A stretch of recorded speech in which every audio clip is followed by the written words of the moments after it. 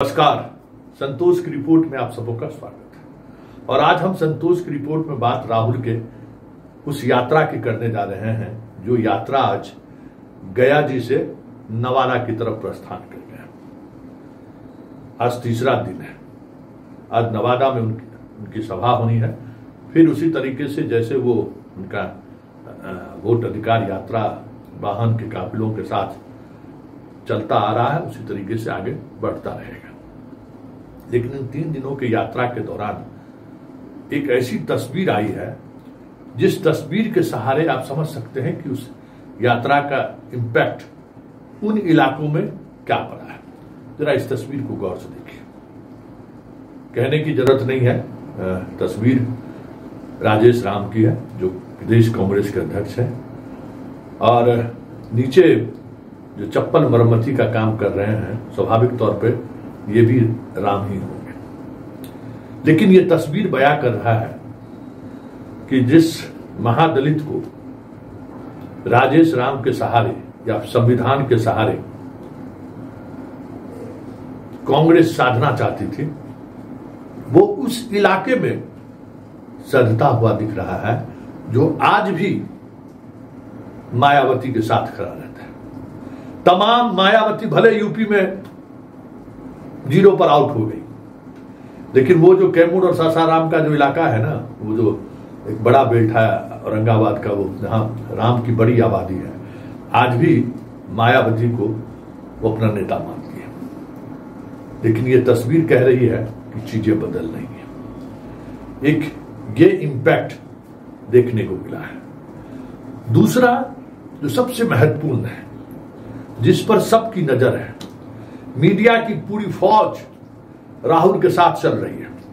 उनके यात्रा के से जुड़ी हुई खबरें वो दिखाएं या ना दिखाएं, वो खबर इस बात को दिखाने को तैयार है या पूरी तैयारी के साथ है कि राजद राहुल के साथ है, तो फिर कहीं न कहीं कुछ न कुछ हुड़दंगी होगा ही। और उस हुड़दंगी को दिखाकर हम उस इमेज को जो बिहार की जनता के बीच आरजेडी को लेकर जो इमेज बनी हुई है उसको स्थापित करें। लेकिन 3 दिनों के दौरान सिर्फ एक औरंगाबाद के विधायक और संजय यादव के बॉडीगार्ड के बीच हल्की नोक झोंक हुई, उसको भी प्रमुखता से दिखाने की कोशिश हुई, लेकिन वो रिदम नहीं पकड़ सका। पूरी टीम इसी में लगी हुई है। तो मतलब क्या है, जरा इस भीड़ को देखिए।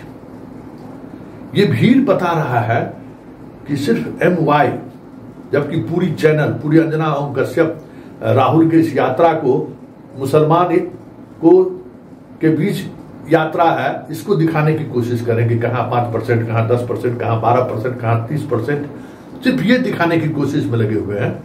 उस कॉमनल पॉलिटिक्स को हवा देने में लगी हुई है अंजना ओम कश्यप। इसके बावजूद भी आप भीड़ में देखिए, ना आपको एक भी मौलाना दिखाई देगा, ना एक भी वो यादव की फौज दिखाई देगी, जिसकी वजह से तेजस्वी या राजद पार्टी को बदनामी मिलती है कि हुड़दंगी पार्टी है।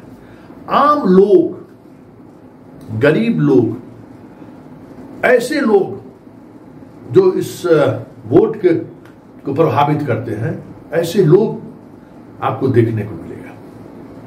गया में कल एक वीडियो वायरल हुआ कि किस तरीके से हजारों हजार की संख्या में लोग राहुल के साथ भी चल रहे थे और उसी तरीके से किनारे में खड़े होकर उनका इंतजार भी कर रहे थे। एक व्यक्ति की इस यात्रा के दौरान मौत हुई है, मतलब यात्रा के बाद बीमार पड़ गए। वो व्यक्ति पासवान है। दोनों भाई, एक भाई जिनका उम्र लगभग 60 का प्लस था, दूसरा भाई जिनका उम्र 55 के प्लस होगा। दोनों भाई गांव से उस गया की यात्रा में 15 किलोमीटर की दूरी पैदल तय करके आया हुआ था कि राहुल आए हुए। और उसी दौरान जब उनकी यात्रा, जब राहुल का काफिला आगे बढ़ा, अचानक उसकी तबीयत खराब हुई और वो उनका अस्पताल में इलाज के दौरान मौत हो गई। 1.5 साल। मरने वाला कौन है? पासवान, जिसको लेकर कहा जाता है कि रामविलास पासवान का वो सबसे कट्टर वोटर होता है। लेकिन इस पूरे यात्रा के दौरान आपको ऐसे लोग दिखाई दिए राहुल के इंतजार में जो वोट के दिन ही घर से बाहर निकलते हैं। उसकी आइडेंटिटी वोट के दिन ही देखने को मिलता है। सामान्य तौर पर इस तरीके के वर्ग के लोग सड़कों पर दिखाई नहीं देते। रैली में भी इस तरीके के लोग अक्सर कम ही दिखाई देते हैं। ज्यादा यूथ, और यूथ में भी जो एक अपना अलग आज का रील्स का जो दौर है, उस दौर वाले युवक कुछ ज्यादा दिखाई देते हैं।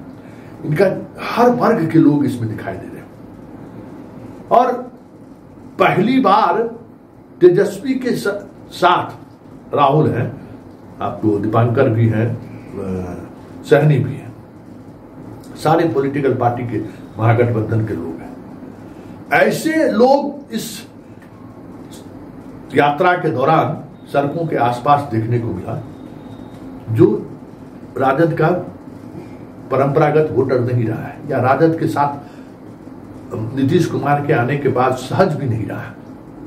और यही वो भीड़ है जिस भीड़ के अलग होने से लालू कमजोर हुआ। ये वही भीड़ है जिसके लालू से अलग होने के बाद वो जिन निकलना बंद हो गया। जो अक्सर लालू यादव कहते थे कि हमारे जिन निकलता है, वो जिन निकलना बंद हो गया। पूरी तौर पर इस यात्रा पर अगर गौर करिए तो बदली बदली से दिखाई दे रही है।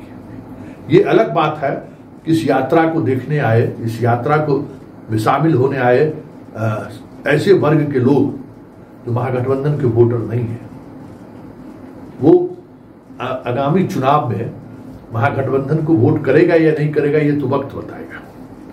लेकिन एक बात जो सबसे महत्वपूर्ण बात है कि राहुल ने एक समा तो बांध दिया है, और वो समा बिहार बीजेपी को ही नहीं, केंद्र की मोदी सरकार को भी बेचैन कर दिया है।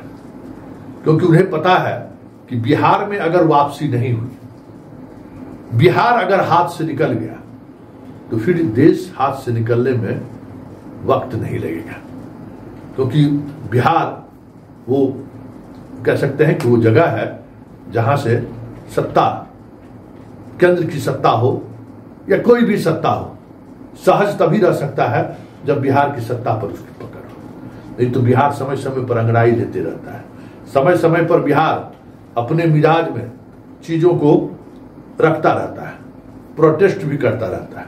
इसलिए बिहार हमेशा केंद्र की सियासत में जो भी नेता क्यों न हो, बिहार को अलग दृष्टि से देखते रहते हैं। बिहार में कुछ ऐसा ना हो जाए कि लोग सड़कों पर आ जाए, इसका खास ख्याल रखते हैं। और इसलिए वजह है कि नीतीश को इस परिस्थिति के बावजूद भी बनाए हुए हैं, क्योंकि इनके पास और कोई विकल्प नहीं है। बिहार नीतीश के बगैर अगर बिहार की बात करेंगे तो हार तय है, इतने बड़े फौज खड़े करने के बावजूद भी। इसलिए राहुल का बिहार आना और उस यात्रा के दौरान भले ही वोट को लेकर, चोरी को लेकर वो नैरेटिव या वो बातें जनता को उतना कन्विंस नहीं कर रहा है, फिर भी जिस तरीके से राहुल को देखने के लिए, राहुल के यात्रा में शामिल होने के लिए लोग उमड़ रहे हैं, संकेत तो है कि खेला होवे 2025 के चुनाव में।